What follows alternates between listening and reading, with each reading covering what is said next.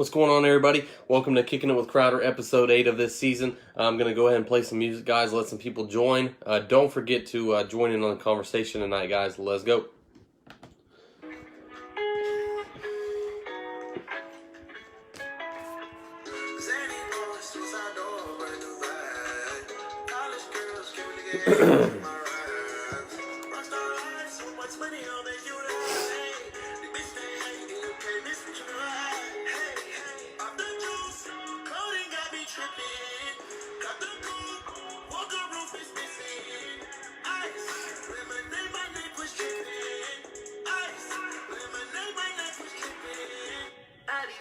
Got some 60s in my bed. Lips sealed like pillow talking on the red.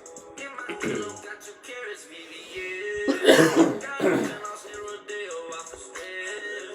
All this money when I grew up I had nothing. Filled with backstabbing, my whole life's disgusting. Can't believe it, gotta thank God that I'm living comfortably. Getting checks I don't believe, but she says she's done with me. Burn some bridges and I let the fire light the way. What's going on, brother? What's up, Skylar? How's work been going, man? Y'all pretty steady?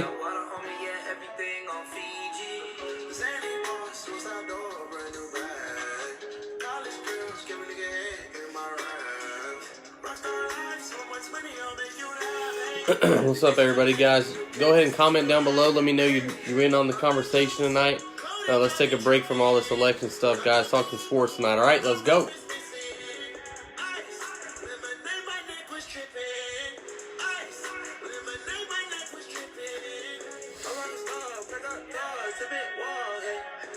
What's up, Glenn?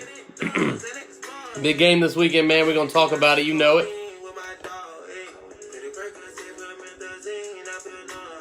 I'm good, man. We're doing good. Work's been real steady.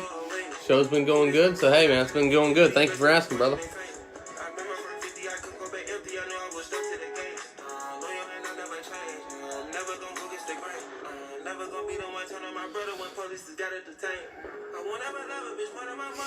What's happening? Not a whole lot, man. Just been working. I was off today. Got some stuff done. Oh, yeah. Hey, I'm going to talk about it, give you my prediction for tonight, Glenn. Talk UGA, Florida. We'll talk Clemson, Notre Dame. Also, BYU, Boise State, Michigan, Indiana. Got some big games. Give you my NFL report card halfway through the season. And, man, it's going to be a good show. Thank y'all so much for joining, guys.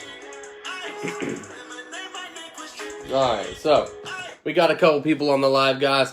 Thank y'all for joining in tonight. We'll get into all the major storylines in college football here in just a little bit, guys. But Kicking It with Crowder begins in 3, 2, 1. And welcome, everybody, to Kicking It with Crowder, episode 9 this season, guys. A lot going on with the election. But don't worry, folks. We won't be talking any of that tonight. We'll be talking NFL and college football, guys. So I want the Maction return tonight, guys. So not only is it just one game like they normally do on Wednesday nights, man, they got all 6 teams playing tonight. And I'm going to give you guys an update of some of these games right now in the Maction playing right now. Let me see what I can get FBS wise up right now. We'll go over a couple of the scores right now and see where we are early on tonight. So we got Kent State up 27-23 over Eastern Michigan. Western Michigan putting a beat down on Akron tonight, 58-13. Buffalo is up 21-16 on Northern Illinois. Ohio and Central Michigan probably playing the game of the night so far, 27-20 Ohio. And then Ball State up early right now, 21-10 over Miami. And then Toledo is up 21-0 on Bowling Green, guys. So, hey, excited for the MAC tonight in the return of action. I like these Wednesday night tilts they have. They'll play like a 6 to 7 game schedule, and then they'll play in Ford Field for the MAC championship, guys. So MAC's back tonight. Pac-12 is also back this weekend. So those Pac-12 after dark games, man, I can't wait for those to get started. And but guys, got some big games this weekend. Okay, Notre Dame it hosts Clemson, number 1 Clemson, without their star quarterback, Heisman Trophy frontrunner Trevor Lawrence. He tested positive last week. He's actually going to be out of the protocol. but the ACC does have a cardiac test that he has to pass before he plays, and he is not going to be ready to play Notre Dame. He will be on the sideline this weekend, but he will be out of this matchup. So you saw DJ last week. DJ Olalukalele, okay? That's his name. I'm only going to say it one time, but I'm just going to call him DJ for the rest of the show, okay? He performed last week, brought his team back against a good Boston College team. Okay, pretty decent Boston College team. I'm not going to call them good, but they're much improved from last year, and they were down at halftime. They came back. They played well. They deserved to win the game. So Clemson, I really want to see this Clemson defense versus Notre Dame offense. Notre Dame has a very has to have a very good game plan, not only defensively, but also offensively as well. Notre Dame, Ian Book, this is his third year starting. He's already taken on the Clemson Tigers in the college football playoff. Didn't get it done then. He's going to have a really good game. This Notre Dame team, though, is not a great big passing team. They're a team that likes to control the clock, run the football, and pound you with that big offensive line they have. So Brian Kelly, he's going to, he has to come up with a game plan to defeat Clemson. So this may not be the only matchup these two teams play this season. So no matter what happens, with this game, guys, you could see Notre Dame and Clemson teeing it off again later in the season. So not a huge, if Clemson loses without Trevor Lawrence, guys, I think they're okay. What's up, Zach? If Clemson loses to Notre Dame, I still think that they'll be okay, and they'll get the rematch with Notre Dame. Of course, would have to beat them to get into the college football playoff. Notre Dame, though, this game is pretty big for them. Taking on a team without Trevor Lawrence, they're still minus 5.5 point underdogs in this game. So I wonder what the spread would be if Trevor Lawrence was playing, probably close to 10, 11, 12 points, something like that. So really want to see what this team does against a good Clemson team this weekend, but we'll talk about that a little bit later on. Also, guys, UGA, Florida, in Jacksonville this weekend. UGA will be without some starters, okay? They're going to be without Richard LeCount. They're also, who was in a motorcycle vehicle accident this weekend after the Kentucky game when they got back home to Athens. He is out. The All-American safety is out for the Bulldogs. And also, guys, not only is he out, but the big defensive tackle is also out. So 99, he's going to be out. Jordan Davis, I think that's his name. He is going to be out this weekend. Those are two big players for that Georgia defense. So what will Kirby do to try and stop this high potent Florida offense led by Kyle Trask and then also Kyle Pitts, the tight end who already has 7 touchdowns early on this season. So we'll talk about these key matchups a little bit later on, guys, and really excited to talk about not only those matchups, but some other matchups as well. Also, I will give you my top 3 college football teams outside of the Power 5. We always talk about these Power 5 teams, meaning the SEC, the ACC, the Big 12, the Pac-12, and the Big 10. So we always talk about those 2 teams, guys, but I'm going to talk a little bit about the 3 best teams that I have seen so far this season outside of those conferences. So stick around for that. And also the Pac-12 returns, guys. They have a 7-game sprint to the finish. Oregon and USC are favored to play in the Pac-12 championship, so we'll see what happens there. But I'm glad the Pac-12 athletes and everybody could get back to work. So I'm really excited, not only for this weekend of college football, but the rest to see how it will play out the rest of the college football season, guys. Also, in the NFL, guys, it's mid-season report, okay? So I'm going to give you kind of a 5 or 6 little headlines heading into the second half of the season. Also, guys, the Atlanta Falcons last week get it done against the Carolina Panthers on Thursday Night Football, improving their record to 2-6. What do the Atlanta Falcons kind of have to do realistically to possibly make a playoff berth and maybe keep Raheem Morris as the head coach? So I'll give you guys that a little bit later on. And also, let me see. And then also, guys, my last NFL question tonight is DK Metcalf. I'm not sure if y'all know about his story. This is a guy who his dad played offensive lineman for the Chicago Bears in the NFL. He was a stud receiver at Ole Miss, had a neck injury, did not know his NFL career was going to continue. He kind of was stopped before it even started.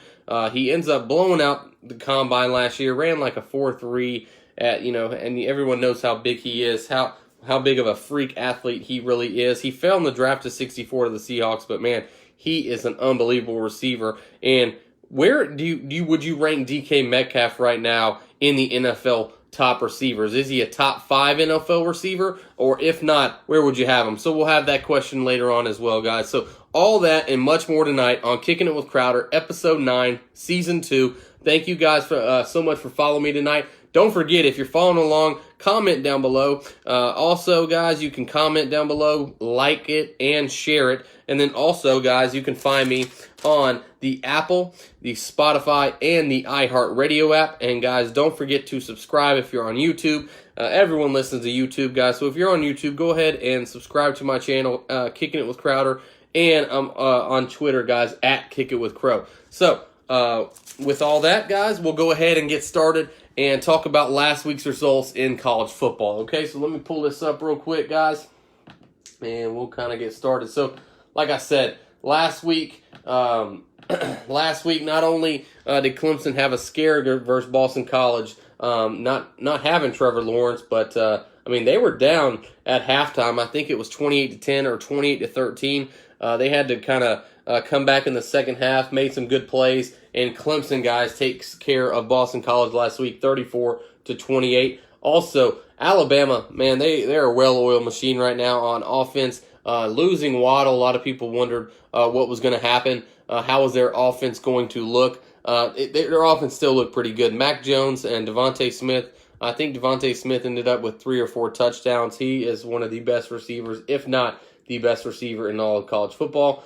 Ohio State takes care of business against Penn State, 38-35. They look really, really good so far early on in the season. Notre Dame takes care of Georgia Tech, 31-13. Also, guys, UGA kind of struggled last week against Kentucky.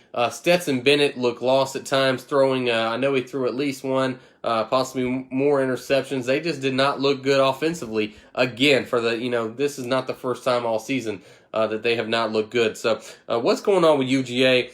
Can Stetson Bennett get it done against a pretty good Florida team this weekend?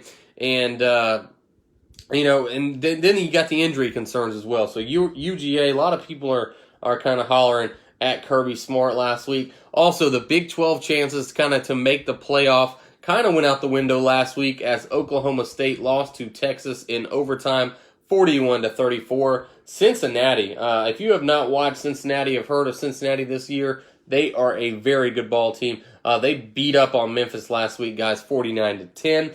And then Texas A&M stays hot with their 4th win, now 4-1 on the season. They beat the much improved Arkansas Razorbacks 42-31. And then Florida, guys. Florida has a big matchup this week versus Georgia, but they had to take care of business last week with Missouri. And not only did they beat Missouri, but they also got in a big brawl at halftime. Kyle Trask took a late hit late in that second quarter, and it kind of caused a melee on the sideline. There's going to be a few Florida Gators who are going to be suspended for the first half of this Georgia game. So how will that affect the matchup this weekend? We'll talk about that a little bit later on.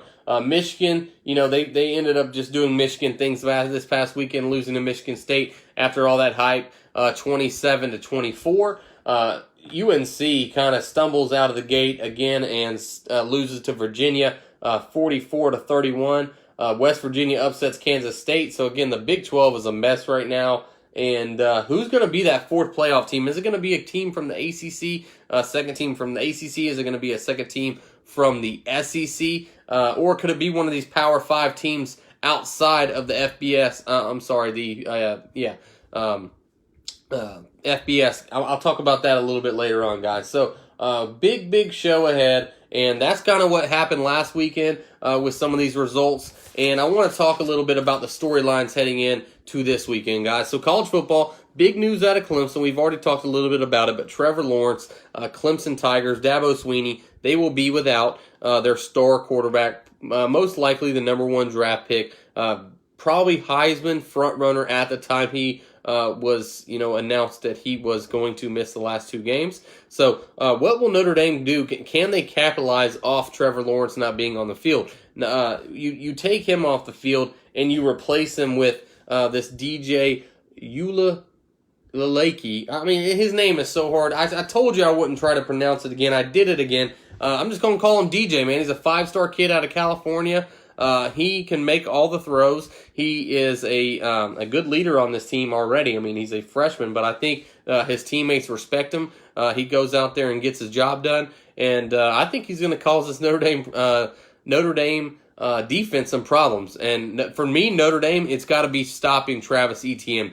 Travis Etienne is a special player. I feel like he's been at Clemson for years now, but he's ran for over 4,600 yards in his career at Clemson. Has a lot of touchdowns. I'm not sure, he may have over 100 touchdowns so far. He does it not only between the tackles, but he can get outside. He can also catch passes out of the backfield. He is just a very, very dangerous guy. So Notre Dame's going to have to stop Travis Etienne. I do know that. And if they do, then you put a lot more pressure. What's up, Jordan? Then you put a lot more pressure on this freshman making his second career start at number 4 Notre Dame. But my thing is Clemson's defense, which is kind of revamped this year a little bit, lost a lot of guys to the NFL last year.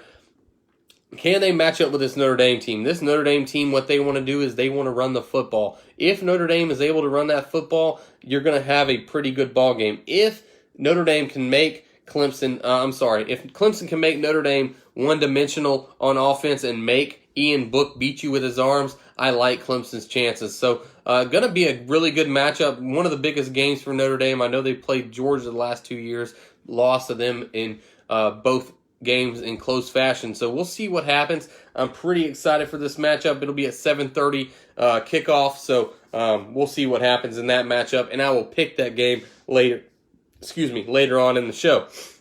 And then, guys, UGA, we talked about some of these guys who are going to be out this week for the Georgia Bulldogs. Richard LeCounte, their star captain safety, guy who's from Liberty County down near Savannah, Georgia. He is a 4-year starter for Georgia, going to be a high draft pick. Him and Kirby Smart have a great relationship. Kirby Smart, of course, played safety for the Bulldogs.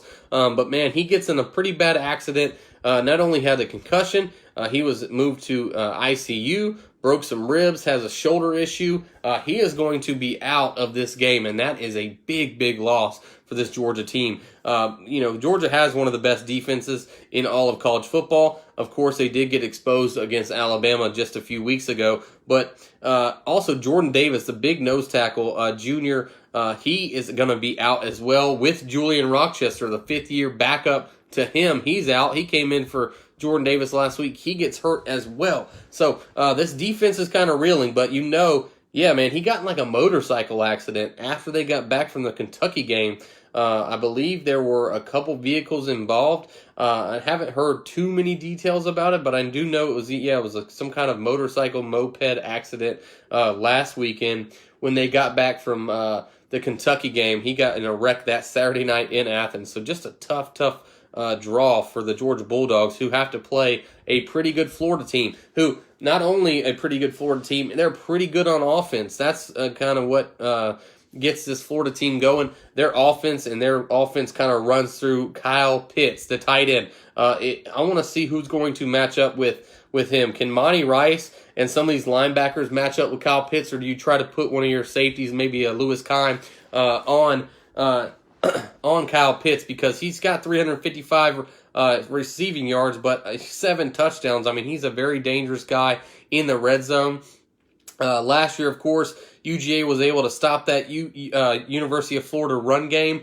Can they do it again this year as well? And then when Kyle Trask does drop back to pass, can this dangerous pass rush from the Georgia Bulldogs get after him? I really want to see that matchup. The UGA outside linebackers and defensive ends getting after Kyle Trask and this Florida offensive line. And then also, can Georgia capitalize off a not very good Florida defense? So Stetson Bennett, Kirby Smart says Stetson Bennett's going to be the guy. At this point, I would try to maybe see what I had with someone else. It's a good story. I just think he's very limited in what he can do. You know what he can do, but you also know what he can't do as well. And he's a small guy. He's thrown 5 interceptions the last 2 games, gotten a lot of passes batted down. I'm just not sure if this Georgia team kind of believes that, hey, he can get them to the promised land And if I'm Kirby Smart, I'm seeing what I have in either JT Daniels or Dwayne Mathis. But we'll see what happens. I know a lot of other UGA fans are kind of calling for Stetson Bennett to be replaced as well. But we'll see what happens this weekend. A big matchup. I really want to see that Florida offense versus UGA defense. That's going to be the matchup to watch for. And then which unit that has kind of been down a little bit this year, Florida's defense versus UGA's offense, which one can kind of overcome and make more plays. Another storyline, guys.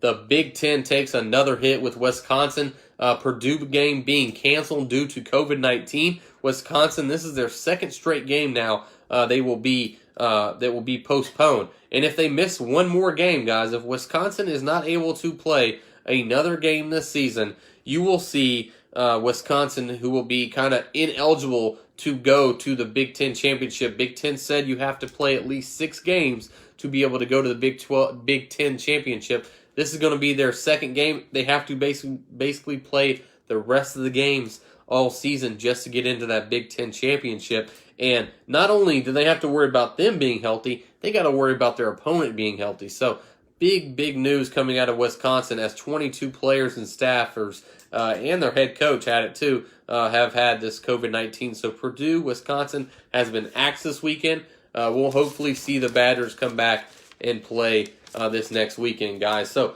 we talked a little bit about Clemson and Notre Dame, guys. Notre Dame is plus 5.5. So Clemson basically has to win by 6 points this weekend to cover the spread. I like that spread. I'm going to take Clemson in this ball game. Not only, and I'll have my score prediction later on because this is one of my locks This is one of my locks for next weekend, and this weekend. So I'll get into that game a little bit later on. But I just want to let you guys know Notre Dame plus 5.5. Also, Florida UGA. UGA is minus 3.5. I will pick that game on here in a little bit. Also, excuse me. Also, guys, Michigan, Indiana, big matchup in the Big Ten this weekend. Indiana looks to improve to 3-0 on the season. They've risen up the polls to number 13 right now in the Big Ten. They are plus 3.5 this weekend to Michigan. So although Michigan lost to Michigan State last weekend, Michigan is favored in this ball game. They are the number 23 team in the land.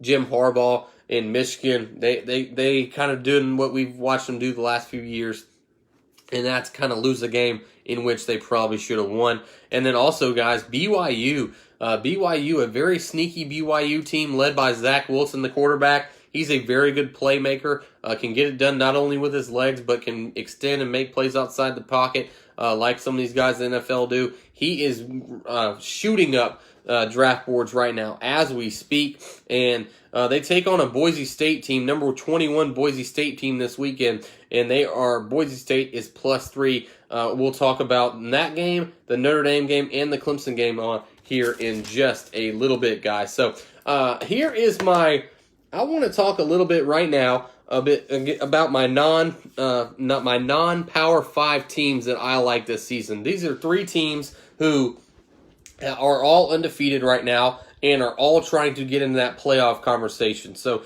in a normal year where there's 12 games, they may have a little bit of a better chance. But this year, with these games being canceled and also just all the uncertainty around college football, I'm not sure if these teams are going to be able to get in. They're going to have to play almost perfect the rest of the way out. And I will start with my number 3 team, the number 15 team in the country right now out of the Sun Belt, and that is a Coastal Carolina team who right now, guys, like I said, 6-0 heading into this matchup this weekend against South Alabama.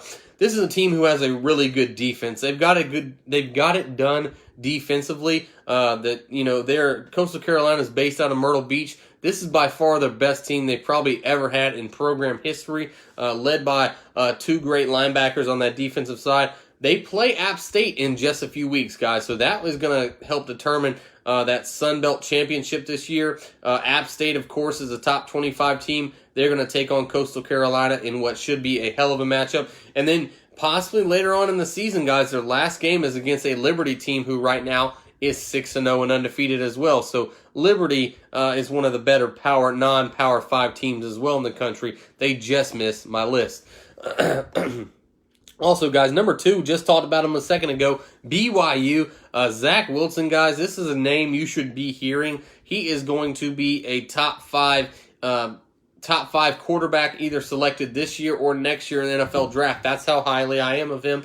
I'm not putting him in that top 3 conversation, but top 5, top 6 quarterbacks. They're outscoring their opponents, guys, 45 by an average of 45-13. So this is a team that has played really well so far. They play Boise State this weekend, so this is going to be a big matchup for BYU. And then my number 1 team, guys, if you have not watched them so far this season, please sit down and watch a Cincinnati Bearcat game, because this defense is very good. They have an athletic quarterback at the helm in his 3rd season. They're led by Luke Fickell, the head coach, the former defensive coordinator at Ohio State, has kind of built this team defensively, also built them in the trenches up front defensively and up front on offense. And I really like this Cincinnati team. I've rolled with them a couple times now in some of these bets the last couple weeks, and they've got it done for me every single time. They absolutely destroyed a good Memphis team this past weekend. So Cincinnati, guys, they're all the way up to number 6 right now. So watch out for Cincinnati. I know a lot of people don't know a lot about Cincinnati, but I'm telling you, they have a very good football team up there in Cincinnati. So I want to see what they can do maybe against tougher competition, because right now they're playing in that American Athletic Conference, which is a very good conference, but can they get it done against, maybe Notre Dame? Could they get it done against possibly a UGA team? I think they could compete with them. Not sure if they could beat those teams, but I'd like to see Cincinnati, if they do go undefeated, get a chance possibly to maybe crack the playoffs. So that's my college stuff for this weekend, guys. Like I said, I'm going to give you my college locks here in just a little bit, but just an update so far on this college football season. It's been now that all the games and all the conferences are going to be playing, it feels a lot more like college football. The uncertainty of the COVID-19 stuff going on at the beginning of the season was, it was a lot going on, but it really is nice to see all these teams coming back and all these conferences and all these schools working together and trying to play football. I really want to see fans kind of back in the stands again, so I want to see that happen. But man, college football's back. We have a race to the finish line, a race to get to the college football playoff in these next 6-7 weeks. It's going to be really fun. I think Alabama, Clemson, and Ohio State are head and shoulders above the other teams. Who's going to be that 4th team who can creep in? Is it going to be a Florida? Is it going to be a Georgia? Is it going to be Notre Dame, Cincinnati, BYU? I really want to see. I think the Pac-12's chances, they don't, slim to none. I think the Big 12, I don't think they're going to have a team with less than 2 losses. So they're kind of shooting themselves in the foot right now. And then the ACC, could they get a Clemson in? Because they're probably going to get Clemson in, but could they get a Notre Dame in as well? Could the winner of this Georgia-Florida matchup this weekend, could they somehow sneak into the playoff if something happened? Texas A&M, they have a pretty easy schedule down the stretch as well. Could they possibly sneak in? But they have that 28-point loss to Alabama, which is always going to be on that resume when you talk Texas A&M this year. So that's kind of my. We're kind of halfway through this college football season. We're learning a lot each week. Like I said, I'm rolling with the big dogs the rest of the year, especially when I make my locks on the weekends, guys. I'm going to take these big teams. I'm going to stay away from these, Kansas State, West Virginia games. I'm just staying away from them. I'm staying away from all those type of games. I'm rolling with the teams I know, the players I know, the coaches I know. All right, guys. So, hey, NFL midseason report. We are halfway through the NFL season, guys. So, a surprise out of Pittsburgh, man. This Pittsburgh Steelers team right now is 7-0. They've played very well. They're the only undefeated team right now in the National Football League. Of course, they hang on to beat the Baltimore Ravens, and it came down to the last play last weekend when Lamar Jackson could not get a Ravens touchdown on that last play of the game. And this Steelers team, they're kind of a throwback team. They like to run the football. They like to play good defense, and Ben Roethlisberger's managing the game. He's not putting up huge numbers like he's done in the past. but he is a leader, and he is this Steelers team showed how much they actually missed Ben Roethlisberger this past year when they struggled without him. But man, Ben Roethlisberger and the Steelers right now, the only undefeated team left in the NFL. Russell Wilson, guys, is my MVP of the first half so far. I mean, the guy is just incredible. No one works harder than him in the NFL. He deserves everything that comes his way. I'm a big Russell Wilson fan. Shout out to the Seattle Seahawks. Shout out to Pete Carroll. Russell Wilson right now, guys, is your NFL MVP of the first half. Chiefs, guys, the Kansas City Chiefs, see, this team has lost one game. They did lose to the Raiders in a kind of a shocker. But this team's led by Patrick Mahomes, Tyreek Hill, Travis Kelce, Edwards-Helaire, now Le'Veon Bell. Offensively, of course, Eric Bieniemy and Andy Reid calling the plays on the offense. And then this Chiefs defense also is getting better each and every week. Chris Jones is getting it done up front, and then also Tyrann Mathieu in the back end. So this Chiefs team has been playing good. They're still my pick to win the Super Bowl and repeat as champions. That I had the Chiefs winning before the season started. And then, guys, who is the favorite in the NFC? A loaded NFC this year. You got New Orleans, you got Tampa Bay, you have Seattle. Who do you like? I think Tampa Bay is probably the most complete team on offense and defense. Green Bay, you could throw them as well. But Tampa Bay took care of Green Bay earlier this season. Of course, you saw Tampa Bay struggle with New York on Monday night. But I just think defensively, this team is good. They get it done on all three levels. Defensive line, they have two great cover linebackers in Levante David and Devin White. And then they have the young safety Antoine Winfield in the back end, and then two stud cornerbacks in Carlton Davis and Dean from Auburn. Both those guys played at Auburn. So this Buccaneers team, I think they're my favorite right now to come out of that NFC. 49ers just have too many injuries. Green Bay, I think if they could figure it out defensively, they could surprise some people. But Seattle's also going to be in every game. Arizona is a good team. This NFC is going to be very, very good this year, as well as the AFC. AFC, you're going to have the Steelers, the Ravens, the Chiefs. This is going to be a very, very fun finish for these last 8-9 weeks. And then also, guys, the Atlanta Falcons. What do they have to do to kind of get back in contention? This is a team I had at 9-7 going into the season. Right now, they sit at 2-6, and they do look better ever since they got rid of Dan Quinn. Raheem Morris is now 2-1 as in the interim, and they're giving up a lot less points defensively since he came in, but they're just playing better football. And they take care of business against the Carolina Panthers last week. They sit at 2-6, and they play the Denver Broncos this week. And a Denver Broncos team who's 3-4 has struggled this year a little bit, and this is a very winnable game for the Atlanta Falcons at home this weekend. So, can they get it done against Denver? And what would they have to do to realistically make the playoffs?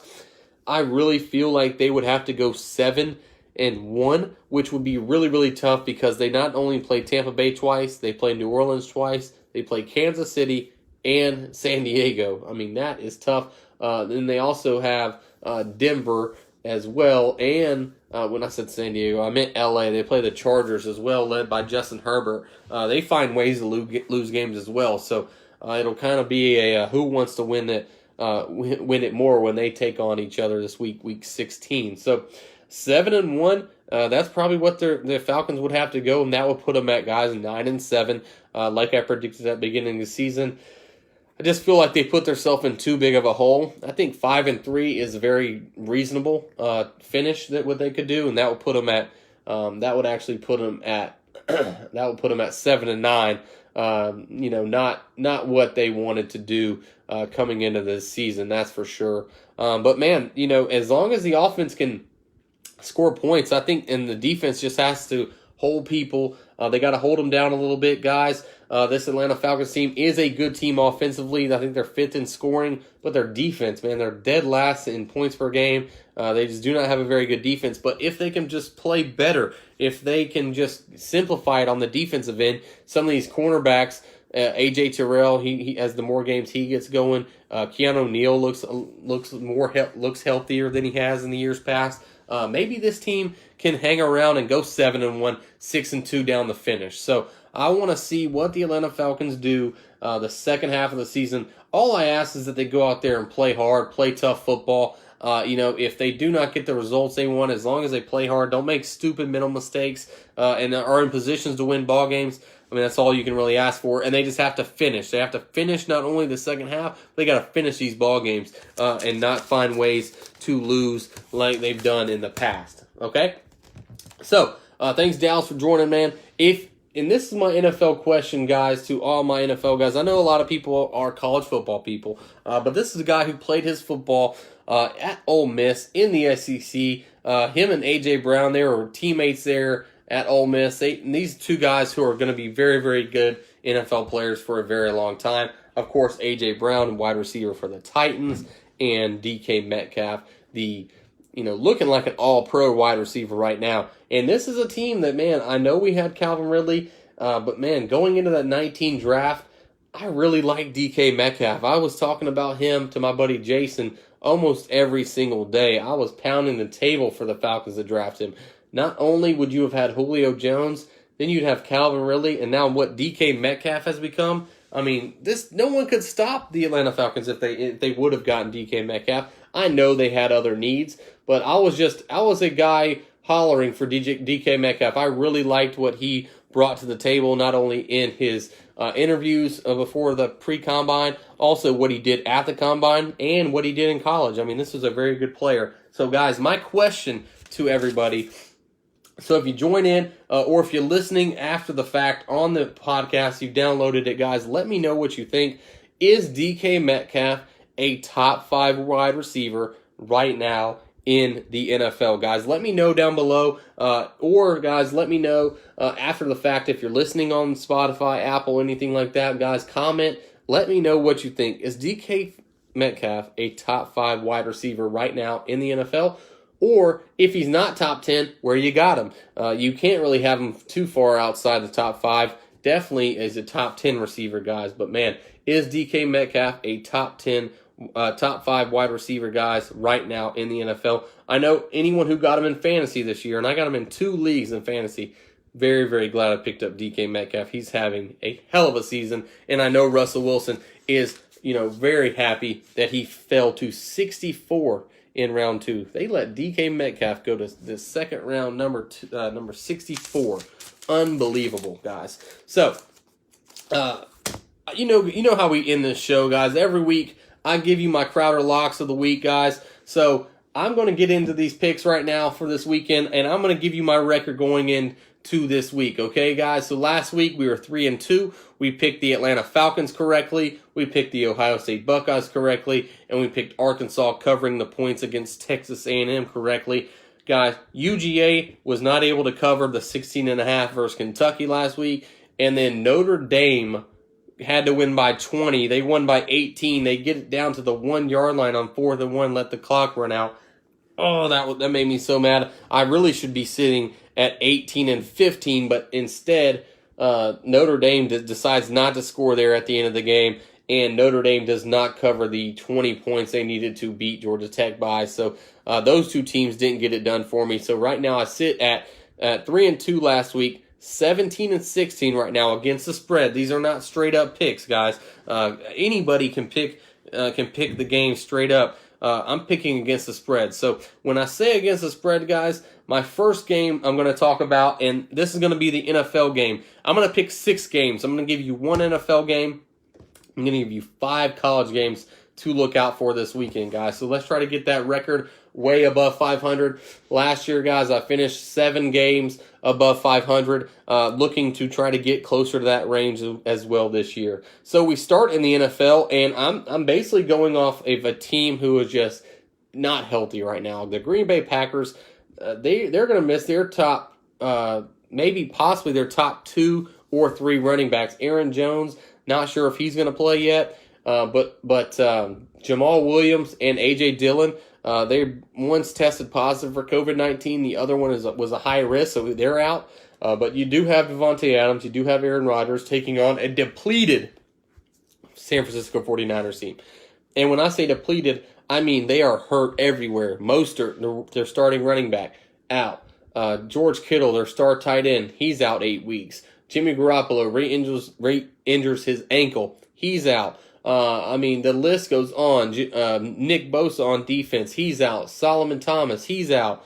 I mean, this team is just hurt. They have a laundry list of problems injury-wise, and this spread was actually pretty close at the beginning of the sprint on the week. The Packers were -2.5. It has now gone up to -6 points because Green Bay is just healthier than San Francisco. I expect a pretty close game. I'm going 27-17 Green Bay, but I'll take the Green Bay Packers -6 this Thursday night, guys, over the depleted San Francisco 49ers. So I'm taking Green Bay to get back on track after a couple off games. We'll see what Aaron Rodgers does on Thursday night. Also, guys, so we start on Friday night. Friday night, got a big matchup, number 9 BYU versus number 21 Boise State. BYU sitting at 7-0 right now, and Boise State sitting at 2-0. I gotta give the advantage right now to BYU because they played more games, they're more experienced, they've been more tested this season, even though they haven't been tested much. Boise State now trying to win their 3rd game in a row, but man, I like BYU in this game. I think BYU they have to not only win each week, but they have to win impressively to try to get these college football playoff people notice about this BYU team, and they're led by Zach Wilson. They're outscoring teams 45-14, and I really like BYU this week against Boise State. I think it's going to be a high-scoring affair. I'm going BYU 37, Boise State 24 in what should be a good game for Zach Wilson. Can he kind of get his name in that Heisman Trophy conversation? We'll see what he does this weekend versus Boise State on Friday night. And then, guys, my next 4 games are all going to be on Saturday. Of course, I'm going to pick the Georgia and Clemson game. The Georgia-Florida game and Clemson-Notre Dame game. But before that, I'm going to start with Liberty. Liberty, coached by Hugh Freeze, the former Ole Miss head coach, who, of course, was fired from Ole Miss for the little scandal he had going on there. He has his Liberty football team playing really good football right now, and they're 6-0, and they take on a Virginia Tech team who has, they've lost 2 games this year, and they were looking good at the beginning of the season, but right now, I just really like this Liberty team and what they bring to the table. Liberty, guys, is 14.5-point underdogs as the number 25 team in the country against a 4-2 Virginia Tech team. It is in Blacksburg, Virginia. Guys, I don't know if Liberty will win this game, but I'm damn near sure they're going to cover the 14.5. I really like this Liberty team this weekend. 14.5, you heard it here first, over Virginia Tech. We'll see what they do with the outcome of the game. But basically, Liberty can lose by 2 touchdowns and still cover the spread. So I really like that matchup this weekend against Virginia Tech. And then a team, guys, you've heard me talk about them basically all episode, and then the last few weeks. Cincinnati Bearcats -13.5 over Houston. I just like this Cincinnati defense. I think Houston, they are a hot and cold team. They can be good at times, they can be bad at times. I've watched them play a little bit this year, led by Dana Holgorsen at the head coaching position. I'm taking Cincinnati's defense over this one.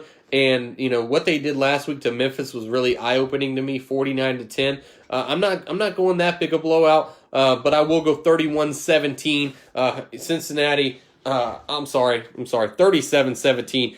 Cincinnati gets it done over Houston by 20. And then the 2 big matchups. Just give me 1 second, guys.